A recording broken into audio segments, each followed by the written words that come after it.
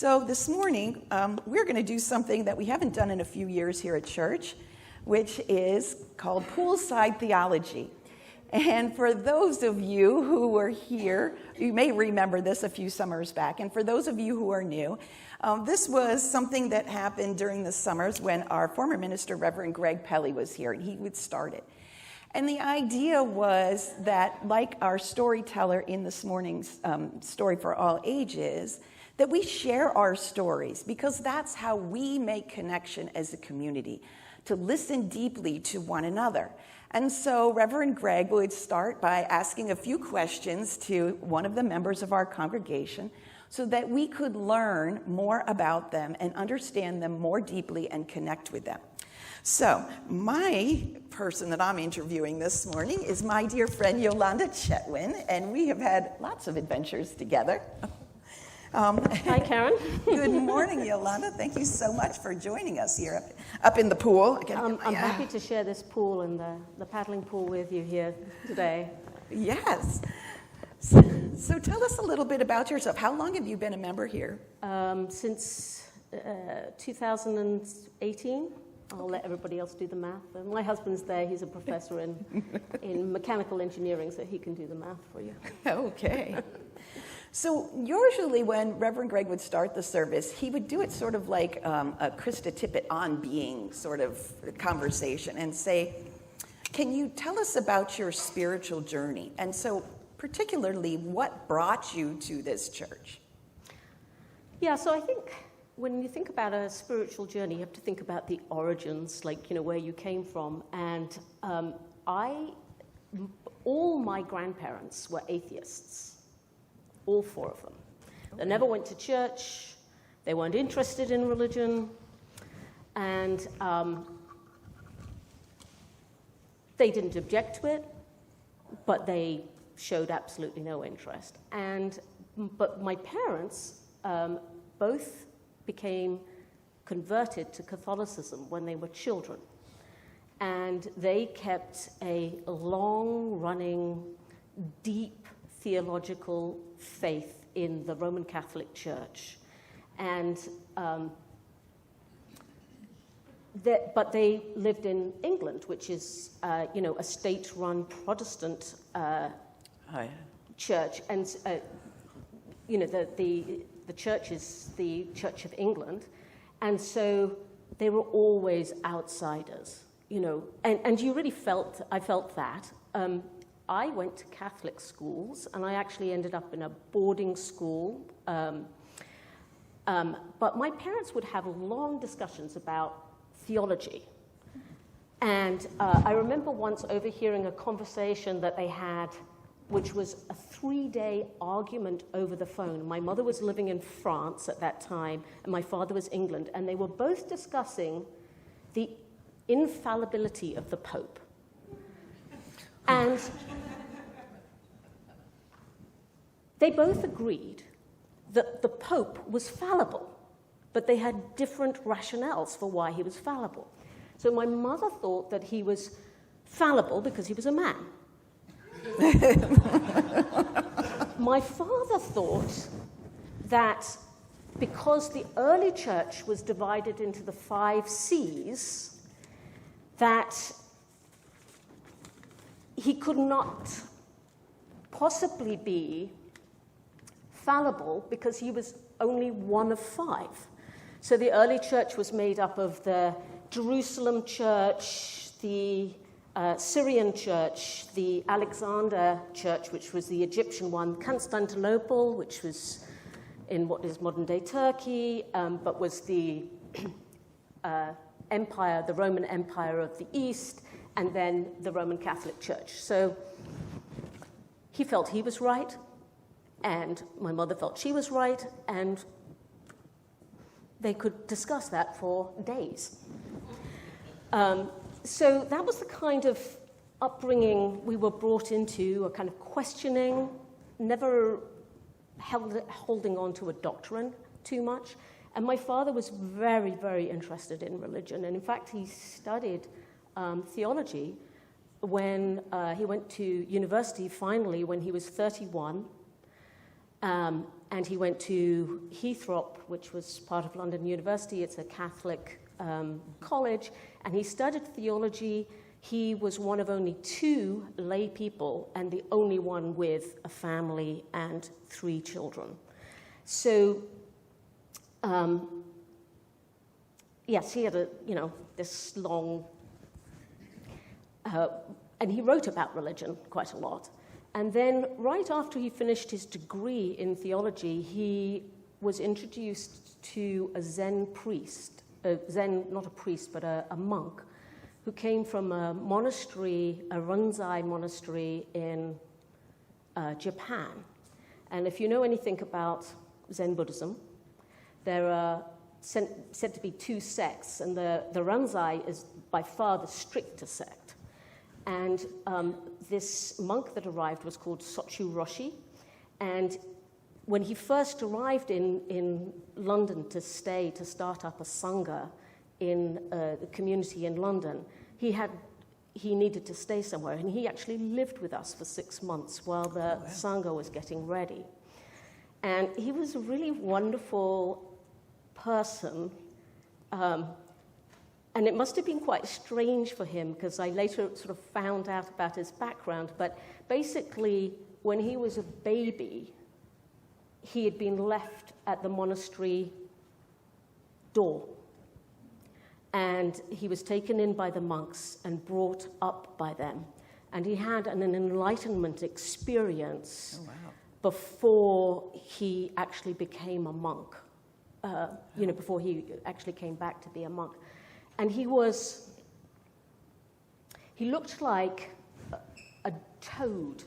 I mean, he literally looked like a toad. He had like these big goggly eyes and a very expressive mouth. And he was an amazing cook, like literally. And so he would cook up these incredible feasts. And my mother is French, and she was an amazing cook. So they'd have these cook-offs. My mother would cook one week, and then he would cook, or one day, and he would cook the next day. And there was definitely, I wouldn't say a competition, but we got some good meals. So you have a background then in Catholicism and Zen Buddhism as well? Yes. Wow, and so then how did you end up here? So the other part of my spiritual story is one day when I was very young, we were traveling as a family from Greece to Paris, and a young woman called up to my father, who was standing on the train station. He was looking out of the window inside the train, and she called up and said, "Is this train going to Paris?" And it was already starting to move, and he put his hand out and pulled her in. And she said, "Oh my goodness," dusted herself off, and she said, "Oh my goodness, I had no idea that you would be able to speak English." And and I asked, and there you responded, and you pulled me into the train. And he said, "There are no coincidences." And this woman was called Christina Sadler, and she then, with much, my father offered her to come and live. They found out she was going to go and study economics at the London School of Economics, and that was just up the road from where we lived. And in lieu of rent, she could take us to school every morning. My parents weren't morning people. And so she agreed to that. She would take us swimming in the mornings before she went off to take her classes at the university. And she lived with us for 4 years. And then after she had finished that, she went to India, and she worked with the Gandhi Foundation doing land reform. And I kept in touch with her through letters, and she would write back to me. So she came to the house when I was about 4. She left when I was about 8. And then we kept in touch, and she would occasionally turn up. important events in my life, and one of them was my confirmation, where I took her name, Saint Christina, who, so I remember we went up, she came with bare feet, you know, real hippie style, to meet the bishop. It's a bishop who ordains you when you get confirmed. And the bishop said to me, "Oh, I see you're taking the name of Christ." And I said, "Not at all. I'm taking the name of the martyr, Christina." And then I proceeded to tell him the way she was martyred. And he turned a little green and said, "Okay, thank you," and sent me off on my way. So those were, she then started a community, a Lash community in Kerala. And when I had finished my undergraduate degree in art, I went down and I went down and I went out there and I lived in that community. I also lived in Calcutta, in the community in Calcutta. And that was my sort of big initiation in coming to India. And I was there for about 9 months. I actually got a scholarship to go there, which was really nice, an art scholarship to go there. Excellent.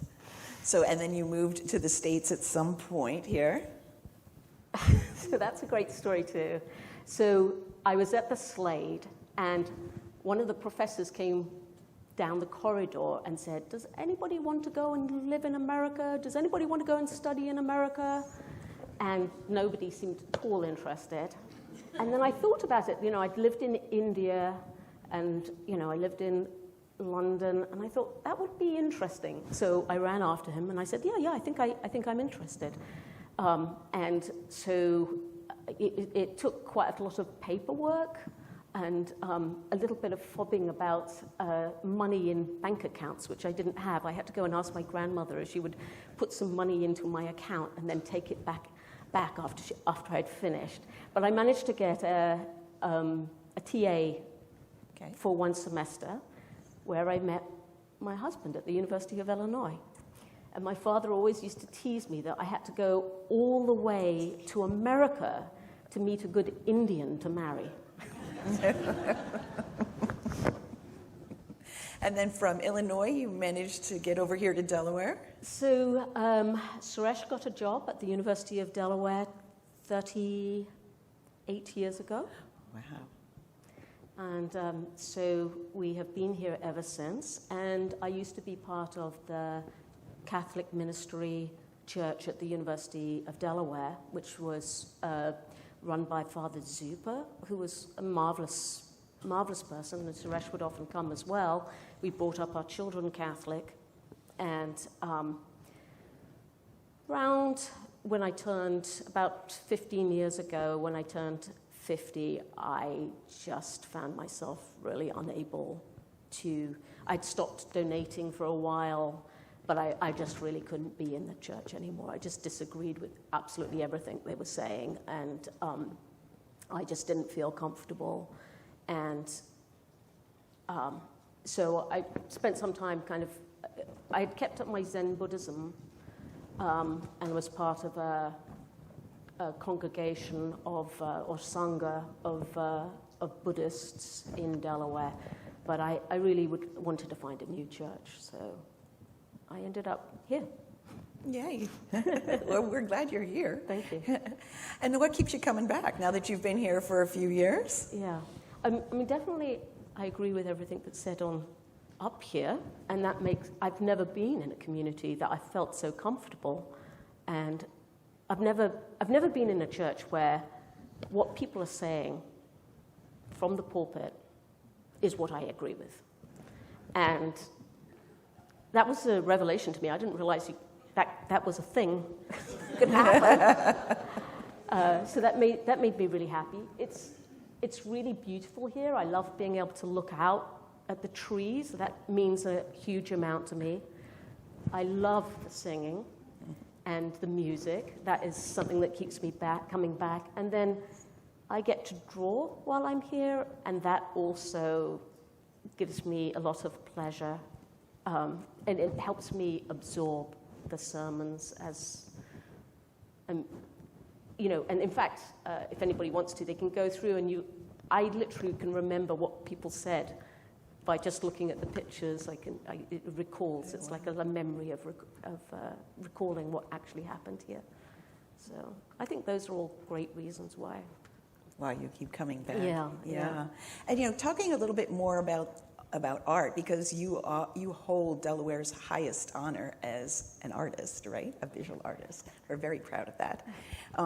But I know we've had some conversations around living out our Unitarian Universalist values through our art. And I know you've been working on some projects that do exactly that. So will you tell us a little bit about them and what you're working on? Yes, I will do that. Just before I do that, I just wanted to say I actually met Meredith teaching at the Delaware Institute for Arts and Education. We were co-teaching a number of courses together. So that's how I met her. And then during COVID, she taught a course online about how to become a teaching artist. And I thought, it was actually a course I had been thinking about giving. And I thought it would be really interesting to take one. And so I took that course, and she told me afterwards that when I'd signed up, she was quite nervous because she said I'd been a teaching artist longer than she had been alive. But that wasn't my intention. I was just really interested to see, you know, like what she would bring, and it was a fascinating course. And from that, she decided to do the podcast. So it's something that she talked about as a teaching artist, about wanting to do the podcast. Podcast came first, and then she ended up writing a book from those podcasts.